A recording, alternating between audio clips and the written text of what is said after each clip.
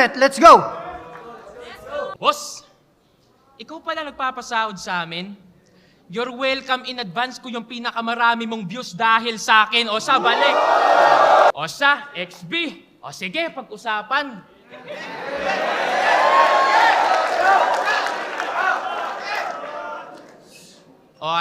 Diss Track 2020. Nagsimula sa konting di pagkakaintindihan lang hiya.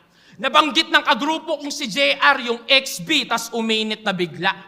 Pagbukas ko ng Facebook, yung pangalan ko nadawit na ng kabila. Sige, pag-usapan natin yan. Total feel na feel mo namang abogado kanila. Eh!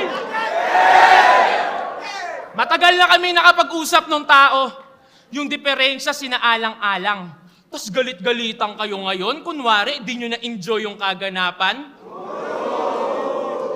Isa kayo sa gumawa ng reaction video